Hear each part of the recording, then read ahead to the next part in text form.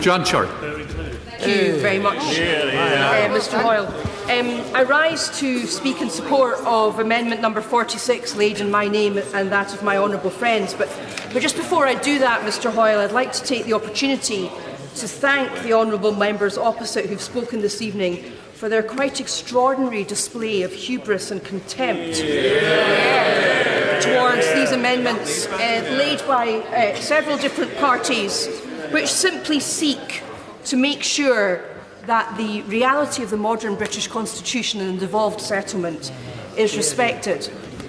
Those of us who believe that Scotland would be better off managing her own affairs as an independent member of the European Union will have received a huge boost this evening as a result of their behaviour. Absolutely. And it was a pleasure to listen to the speech by the honourable gentleman who represents Foyle. I'm sure he will forgive me if I say that I suspect that the cause of a united Ireland has also received a boost this evening. I very much hope so.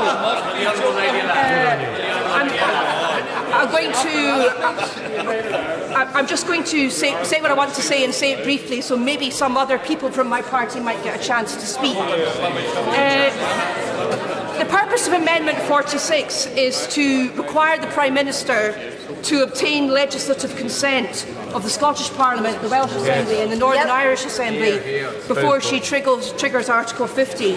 And it's a pleasure to get the opportunity to correct the honourable gentleman who represents North West Cambridgeshire in his woeful misunderstanding of what the Supreme Court did and did not say in relation to legislative consent motions. What they said was that, as presently framed in the Scotland Act, it's not legally enforceable. What they didn't say was that it has no meaning whatsoever. Again, the honourable gentleman for Foyle quoted paragraph 151 of the Supreme Court's judgment, and I very much suggest to the honourable members opposite that they read the judgment rather than take from it what they would like it to say. Because what it said is the Sewell Convention has an important role in facilitating harmonious relationships between the UK Parliament and the devolved legislatures, but the policing of its scope and the manner of its operation does not lie within the constitutional remit of the judiciary. No, I'm not going to give way. I'm going to keep going, and I'm going to... Order. Can I...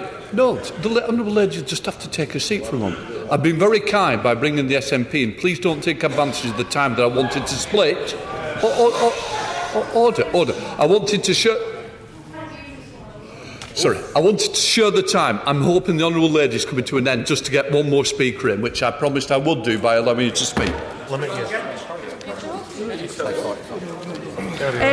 My point is this, that the purpose of this amendment is to do what the government said they were going to do when they brought the Scotland Bill forward, to make the Scottish Parliament the most powerful devolved parliament in the world, and to give it a say in this process which will fundamentally affect the rights of Scottish citizens and Scottish business.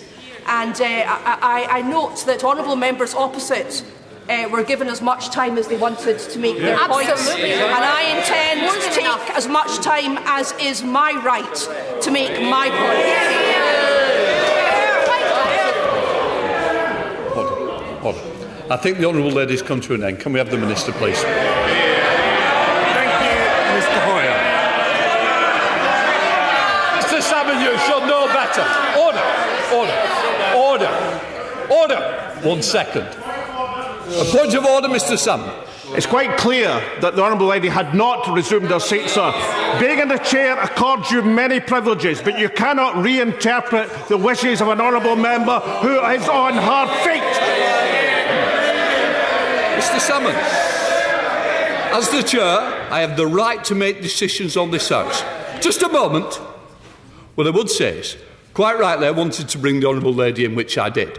When the SNP whip comes and gives me ask for me to give a couple of minutes to ensure that you've got another voice, which I did. I certainly don't expect advantages to be taken of the chair on the agreement that I made.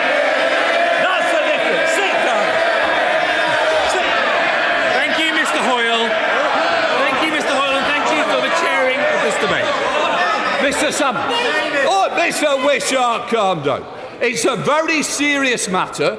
It's so serious that I want to hear what the Minister's got to say. In response to where we are. I think it's very serious. I want to hear it. Well, this is a hugely important debate. Order! Mr. Salmond, can you just clarify something for me?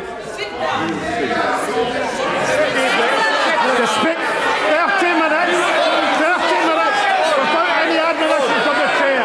Order! Mr. Salmond, Forced your colleague to sit down. Absolutely. Temperatures are running quite high. We need to just calm it down. In fairness, I've been very generous in coming into the chair.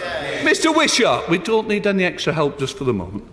Can I just say, I want to hear, and you would expect to hear, what the Minister's got to say in response to the opening speeches, which I believe you would have wanted answers to. Now, the fact is, I believe this House also wants to hear what the Minister's got to say. The last thing I wanted to do was take up the time on points of order, because in the end, we'll not hear what the Minister's got to say. Now, I understand you may have used some unparliamentary language to me. I'm sure that's not the kind of person that you are, and I'm sure you didn't. I'm saying, I don't know. No, I didn't. I'm saying, I'm sure it wasn't the case. That's what I said. I didn't accuse you, far from it. Now then, what I want to do is let's get the Minister on his feet. Mr. Hoyle, thank you, Mr. Hoyle. And we've heard from all four corners of the United Kingdom. Everyone who has spoken in this debate agrees on the importance of engaging closely with the devolved administrations and legislatures as we embark upon the forthcoming negotiations. I have to say, I have great respect for you as a chair, but I hope you can understand the frustration that we all feel that only 2 SNP MPs have been called in this debate, which is important to the future of Scotland and our position within Europe. And I'm asking what you can do to make sure in this debate that the voice of the people of Scotland is heard correctly. It has not been heard this evening to the extent that it should. Can I just say to you, I've walked into the chair, I've tried to ensure there was a second voice, which we're listening to. That's what I agreed to, and that's what I've done. In fairness, I think you've done better than was going to happen, and in which case, let's see what the Minister's got to say.